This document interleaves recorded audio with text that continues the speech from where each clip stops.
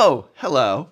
At the end of the day, Commander is a fun, casual format that we play more to enjoy our time with friends than just to win. But too often, creators curate these lists that are overly competitive, that are designed to just destroy our opponents. That's not why we play Commander, and that's why today we'll be looking at one of the most wholesome, friendly, and fun-oriented commanders there is. And what's going on? Greetings, peons! Commander is a format where the sole goal is to inflict misery and torment upon your closest friends. That's why today I have invited the most evil Commander content creator there is to help us spread pain and misfortune. Please welcome Mitch of Commander's Quarters. Come in, Mitch! I summon your diabolical mind. Hello? I think I might have the wrong number. I was trying to reach the professor? Bah! That insufferable academic? No, Mitch. It is I, the instructor of Tolarian State University. And together, we shall spread evil throughout the Commander format. But the thing is, I'm not really evil. My channel offers fun and affordable Commander decks, usually for only $25. Exactly. You show a wide audience of Magic the Gathering players how to build strong, creative, and overall fantastic Commander decks for significantly less than the price of an official Wizards of the Coast Commander Precon. That cuts into WotC's sales of their best prepackaged product. I guess? And with each budget card and hidden gem you highlight, prices inevitably surge, pricing out innocent players in the process. You're diabolical and you know it. I guess when you put it that way, I'm indeed pure 100 card evil. So, what devious deck will you be teaching us how to build today? I'll be showing you how to irritate and annoy your friends with the most evil commander that I could think of, and all for only $25. Behold the scourge of playgroups and the enemy of fun, Zur the Enchanter. Oh, you fiend! I love it. So, as I was saying, today we're going to be doing a deck tech on Zur the Enchanter. Zur is a 1/4 human wizard with flying that costs 1 white, blue, black. It has, whenever it attacks, you may search your library for an enchantment card with converted mana cost of 3 or less and put it onto the battlefield. If you do, shuffle your library. This is a very powerful effect, and this commander can definitely be taken in a lot of different directions. One of those directions can definitely be pretty evil, and since I've been tasked with being evil today, here we go. So our strategy today is to use Zur to get multiple oppressive enchantments out. I'm talking about the kind of enchantments that no one wants to play against and will lose you a ton of friends. And since they're going to have a converted mana cost of 3 or less, we can guarantee that we get them out with Zur. And then how do we win with this deck? Well, when everything's under control, we're going to kill our opponents with commander damage. So after we've sufficiently broken our opponent's wills to play, we can finally put them out of their misery. As with all Commander's Quarters decks, I'm going to take you through 10 different tactics that show you how the deck works and how we're going to win with it. So we're going to start off with tactic number 1, Rock On. First up, we're going to be running some cheap mana rocks like Prismatic Lens, Sphere of the Suns, and Marble Diamond. Prismatic Lens may only tap for a colorless, but it can also filter our mana if we need to. Sphere of the Suns enters the battlefield tapped, and we can basically tap it 3 times for any color that we need. And then Marble Diamond also enters the battlefield tapped, and it's going to tap for a white.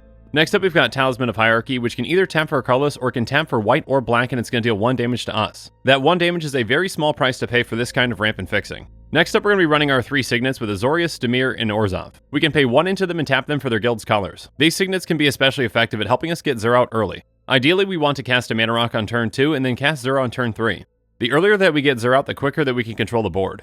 But we're also going to be running our 3 lockets, which can really help us out in a longer game too. They each may cost 3 and tap for 1 of their guild's colors, but they also can be sacrificed to draw 2 cards. And sometimes it's even better for us to wait another turn to cast Zur so we can make sure that we can protect him. Let's go through some ways that we can do that in tactic number 2, Zur the Enchanted. First up, we're going to be running Kaya's Ghost Form, which is an aura that says when enchanted permanent dies or is put into exile, return that card to the battlefield under your control. And then Angelic Renewal is similar. If Zur ever dies, we can sacrifice it to bring Zur back. Now, bringing Zur back is good, but keeping him on the board is even better. So we're going to be running some Umbras with Crab, Hyena, and Eel. Each of these have Totem Armor, which says if enchanted creature would be destroyed, instead remove all damage from it and destroy this aura. These are very cheap and efficient ways to temporarily protect Zur. But we also have some longer lasting ways with cards like Blessing of Leeches and Shielded by Faith. Blessing of Leeches will make us lose some life throughout the game, but it also lets us regenerate Zur for 0. And Shielded by Faith will just straight up give him indestructible. The best part about all these enchantments is that they cost 3 or less, so we can use Zur's own ability to get them. But we're also going to want some ways to protect against targeted removal too. So now it's time to go on to tactic number 3, stay safe. First up, we're going to be running Robe of Mirrors, which is going to give Zur Shroud. And Diplomatic Immunity takes this a step further because it also has Shroud. Now, Shroud is a very interesting keyword with Zur. When Zur has Shroud, no player, including yourself, can target it with spells or abilities. The thing is, with Zur's trigger, when he goes and grabs an aura, it actually doesn't target when it comes into play. You actually are only targeting with an aura when you cast it. Since Zur's ability just puts it into play, you're not technically targeting when it comes in. So even if Zur has Shroud, you can go search out any aura and put it onto him. This is the kind of technicality that might upset other players that might not know this rule. But this entire deck is pretty much designed to upset other players anyways, so that's probably a good thing. Outside of protecting Zur though, we definitely want some ways to protect our other permanents too. So we're going to be running Monastery Siege, and when it comes into play, we're going to choose Dragons. That means that spells our opponents cast that target us or a permanent that we control cost 2 more to cast. That extra cost might not seem like too much, but with this deck it can be especially effective. But we're going to get into that more here in a bit. Finally, we're also going to be running Curator's Ward, which can give any of our permanents hexproof. Outside of our commander, we've got some high priority permanents that we really want to keep on the battlefield. And this aura can make one of our permanents especially hard for opponents to remove. So now we've talked about ramping, protecting our commander, and protecting our permanents. But now it's time to get into those oppressive enchantments that can really help us take over the game. So let's go through them now in tactic number 4, Mana Depletion. First up, we're going to be running Mana Breach. It says whenever a player casts a spell, that player returns a land they control to its owner's hand. We're going to be controlling the board by denying resources to our opponents. The more spells our opponents play, the more lands that they have to return back to their hand. So for every step forward they try to take, they take a step backwards. Now this does apply to us as well, so we have to keep that in mind. The main difference between us and our opponents though is that we don't really have to cast spells to win. With Zur's triggered ability, we can just go get the cards that we need without casting spells. Most decks can't function without lands, and this is a great first card to deny our opponents of that resource. This is a very oppressive enchantment that we can tutor for with our commander. But perhaps an even more oppressive card in this deck is our Golden Pig. The Golden Pig is going to be the number 1 card out of our 99. And the Golden Pig for this deck is Desolation. Desolation is an enchantment that costs 1 black. It says at the beginning of each end step, each player who tapped a land for mana this turn sacrifices a land. Desolation deals 2 damage to each player who sacrificed a plains this way. This card is absolutely devastating once we have it in play. Unlike Mana Breach, this actually forces our opponents to sacrifice lands instead of bouncing them, and the majority of decks aren't going to be built to get those lands back. And then Mana Breach triggers whenever an opponent casts a spell, but this triggers whenever an opponent taps land for mana. So this even hurts opponents who are trying to use their mana in other ways outside of casting spells. If an opponent's depending on having to pay for an activated ability, they're going to be in trouble with this. And this happens for everyone at the beginning of each end step, not just their own. So playing spells on your opponent's turn can actually hurt you even more. Again, like Mana Breach, this does affect us. But because of our commander, it's not going to hinder us nearly as much. With both Mana Breach and Desolation in play, it's going to be very hard for our opponents to do anything. Because essentially they're going to be losing 2 lands a turn whenever they use their lands to cast a spell. Now, some of our opponents might have a lot of mana rocks and try to use them to get around Desolation. But since this deck is all about crushing our opponent's hopes and dreams, we've got a fix for that too. Energy Flux says, all artifacts have, at the beginning of your upkeep, sacrifice this artifact unless you pay 2. This makes it pretty much impossible for any of our opponents to justify holding on to any of their artifacts, especially their mana rocks. Again, this does affect us as well, but it's definitely a price that we're willing to pay. At the end of the day, if we can deny mana resources to everyone, we're gonna win. But we've got plenty of other ways to oppress and annoy our opponents too. Let's go through them now in tactic number 5, slow things down.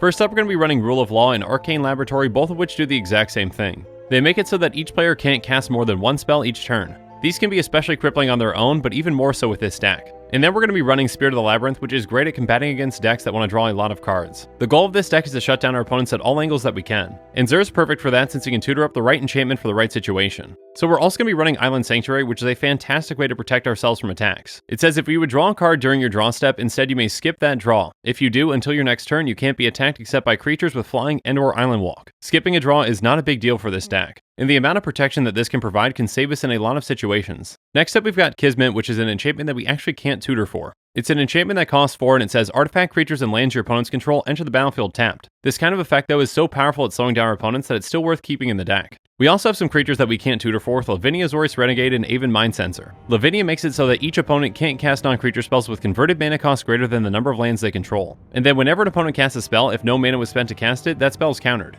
Aven Mind Sensor says if an opponent would search a library, that player searches the top 4 cards of that library instead. Both of these are fantastic hate bear effects that hinder our opponents even further. And finally, we've got some taxing effects with Dovin Hand of Control and God Pharaoh's Statue. Dovin says artifact, instant, and sorcery spells your opponents cast cost 1 more to cast. And God Pharaoh's Statue takes it a step further by making all spells our opponents cast cost 2 more to cast. Now this does cost 6, but it can really shut down our opponents completely once this is in play. In combination with our resource denial enchantments, it's going to be pretty much impossible for our opponents to do anything. But what about dealing with our opponents' things that are already on the board? Let's go through some ways to deal with them in tactic number 6, into Exile. First up, we're going to be running Arrest and Lawmage's Binding, both of which are auras that make it so that enchanted creature can attack or block and its activated abilities can't be activated. These can really help take out one of our opponent's key creatures like their commander. And then we've got some ways to exile some creatures with Stasis Snare, Prison Realm, and Thopter Arrest. Prison Realm can instead exile a Planeswalker if we need it to, and Thopter Arrest even has the option of getting an artifact. And finally, we've got the best of these exiling effects with Banishing Light and Oblivion Ring. They can exile any non-land permanent that we need them to. Our commander's going to be able to get the right enchantment out of these for the right situation. But this deck has even more ways to deal with our opponent's permanents. So let's go through them now in tactic number 7, Get Out of Here. First up, we're going to be running Seal of Removal and Seal of Cleansing. Both of these are fantastic enchantments for us to get down since we can sacrifice them to use their effect whenever we want. We can sacrifice Seal of Removal to return target creature to its owner's hand. Now we can use this on one of our opponent's creatures, or we can even use it to save Zur if we need to. And then by sacrificing Seal of Cleansing, we can destroy target artifact or enchantment. This can actually prevent our opponents from casting a certain artifact or enchantment if they're afraid that we're going to destroy it. And then there's Oath of Liliana, which when it comes into play, each opponent sacrifices a creature. Being able to get rid of 3 of our opponent's creatures at once can be huge. But we've got a spell that can get rid of even more with Fade Away. It says for each creature, its controller sacrifices a permanent unless they pay 1. Again, this deck is all about resource denial. So again, by denying our opponents of the resources, it's going to be very hard for them to pay for this. Even if they can pay for some of their creatures, we're going to make sure that there are consequences for that too. They're going to have some really tough decisions to make, especially if we have Desolation in play. Most of the time, this can just be a straight up 3-mana board wipe that comes out of nowhere. Alright, so we've talked a lot about controlling the board and not allowing our opponents to have any fun. So now let's talk about putting them out of their misery in tactic number 8, Suit Up. First up, there's Aqueous Form, which is going to make Zur unblockable. Now, flying is a fantastic form of evasion, but there are some times that we need a little bit more. And since we're killing with commander damage, we need to make sure that we can connect. Next up, we've got Imperial Armor, which is going to give Zur +1/+1 for each card in our hand. We really don't need to cast a lot of spells with this deck, so our hand size is probably going to be pretty large. And we actually have other ways to get more cards into our hand if we need to. But some even more effective ways at pumping Zur are going to be Ethereal Armor and Helm of the Gods. Each of them are going to give Zur +1/+1 for each enchantment we control. Now, we actually can't tutor for Helm of the Gods, but it can still be very effective when we draw it. And then there's Battle Mastery, which gives Zur Double Strike to double up his damage. Once we're set up properly, this can really allow us to kill our opponents in one shot. And finally, we've got Spirit Link, which says whenever enchanted creature deals damage, you gain that much life. So we can put this on Zur if we need to gain a ton of life after he's suited up. Or we can even use it to protect ourselves from one of our opponent's creatures by putting it on them. This is a really flexible and cheap card that can help us out in a lot of situations. What are some ways that we can help ourselves out by getting more cards or by getting some cards back? Let's go through them now in tactic number 9, There and Back. First up, we're going to be running Dark Tutelage, which says, at the beginning of your upkeep, reveal the top card of your library and put that card into your hand. You lose life equal to its converted mana cost. Our mana curve for this deck is very low, so we're going to get a ton of value out of this while not paying a lot of life. Next up, there's Enhanced Surveillance, which we can sacrifice to shuffle our graveyard back into our library. So if one of our key enchantments is destroyed, we can get it back into our library so we can tutor for it again. But if we need that card back more quickly, we can use a card like Recall. It lets us discard X cards, then return a card from our graveyard to our hand for each card discarded this way. Ditching some cards for a key piece or two is going to be well worth it, but it can just be better for us to protect our key pieces in the first place. So let's go through some ways that we can do that in tactic number 10, Don't Count on It. First up, there's Hesitation, which says whenever a player casts a spell, sacrifice Hesitation and counter that spell. Lunar Force does the exact same thing, but only for opponent's spells. These can hinder our opponents even further in making them think twice when it comes to casting a spell. Once we're set up with our control pieces, these can really shut our opponents down. Next up is Unsubstantiate, which is going to return target spell or creature to its owner's hand. This is a flexible spell again that can really set our opponents back. They might have had the mana to cast that spell the first time, but they might not the next time. Again, since our deck is about mana denial, we can really take advantage of cards like Spell Pierce, Miscalculation, and Mana Leak. These cheap counterspells are fantastic since our opponents won't have a lot of mana to work with. And then we've got some more specific counterspells with Dispel and Negate. Dispel is going to counter target instant spell, and Negate's going to counter target non-creature spell. With this deck, we're mostly more concerned with non-creature spells than creature spells, so these both can come in huge. Again, the thing that we care about the most is protecting our permanents. So we're going to be running some counterspells like Turn Aside and Hindering Light. Turn Aside's going to counter target spell that targets a permanent that we control. And Hindering Light says counter target spell that targets you or a permanent you control and you draw a card. In order for this deck to be truly effective, we need to keep our key pieces on the board. If we're successful at that, we can easily oppress our opponents to the point where they really can't play Magic anymore. This deck is incredibly evil and your opponents are going to be miserable playing against it. But now that we've gone through the spells in this deck, let's go on to the mana base. First up, we've got Evolving Wilds and Terramorphic Expanse, both of which we can tap and sacrifice to search our library for a basic land and put into play tapped. Next up, we've got Azorius Guildgate, Meandering River, Sajiri Refuge, and Tranquil Cove, each of which enter the battlefield tapped and tap for either a white or blue mana. And then there's Dimir Guildgate, Submerged Boneyard, Jwar Isle Refuge, and Dismal Backwater, each of which enter the battlefield tapped and tap for either a blue or black mana. Next up, we've got Orzhov Guildgate, Forsaken Sanctuary, and Scoured Barrens, each of which enter the battlefield tapped and tap for either a white or black mana. And then we've got Vivid Creek, Meadow, and Marsh, each of which enter the battlefield tapped with 2 charge counters on them. They each can tap for one of our colors, or we can tap and remove a charge counter from them to add 1 mana of any color to our mana pool. And finally, we're running 9 islands, 8 plains, and 3 swamps. And now that we've gone through every single card in this deck, let's do a quick price check. A quick reminder that our deck costs are calculated using TCG Player Optimization, optimizing with even heavily played and damaged cards because those cards need a home too. The average Zur The Enchanter EDH rec deck is going to set you back $537.20, so let's say we compare to that. Our deck is much more affordable, coming in at $24.97. Again, Commander's Quarters decks are built to be tuned and focused within their budget, but there are always ways that we can improve on them. So let's go through some reasonable upgrades now to see what some of those ways just might be.